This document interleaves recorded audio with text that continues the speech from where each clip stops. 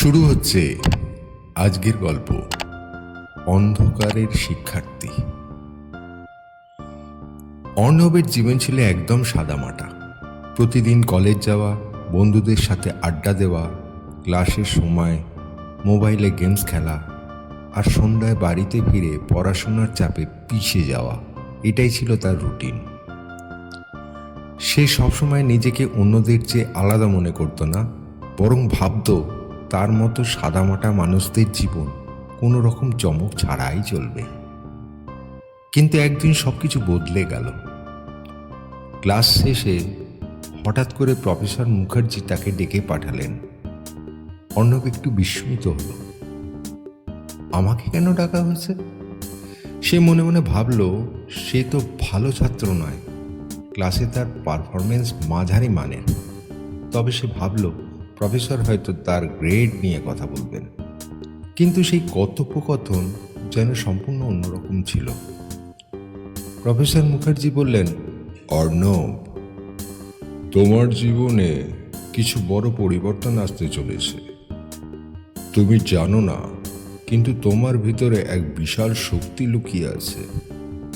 অর্ণব ভ্রু কুঁচকে জিজ্ঞাসা করল, কি?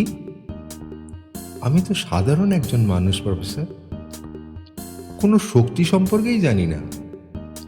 প্রফেসর হেসে বললেন, তুমি এখনো বুঝতে পারোনি, কিন্তু সময় এসে গেছে। আজ রাতে তোমাকে একটা বিশেষ জায়গায় যেতে হবে। সেখানে তোমার জন্য কিছু অপেক্ষা করছে, যা তোমার জীবনে সবকিছু বদলে দেবে। অর্ণব বিভ্রান্ত। কোথায় যেতে হবে, আর কেন আমি? প্রফেসর একটু গম্ভীর হলেন। সন্ধ্যার পর কলেজে পুরনো ভবনের পিছনে আসো।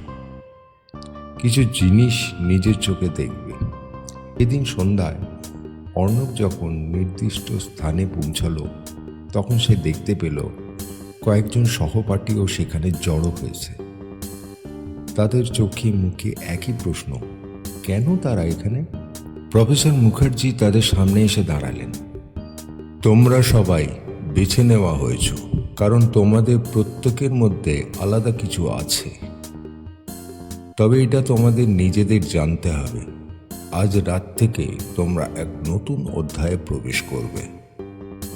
অর্ণব কিছু বুঝতে পারল না। সে দেখতে পেল সামনে বিশাল একটা দরজা। সেই দরজার ওপরে অদ্ভুত সব লেখা, যেগুলো সে আগে কখনো দেখেনি। এটা হলো ডার্ক স্টোন, প্রফেসর বললেন। এখানে ঢুকলে তোমরা নিজেদের ক্ষমতা জাগ্রত করতে পারবে, যদি সঠিকভাবে এগোতে পারো।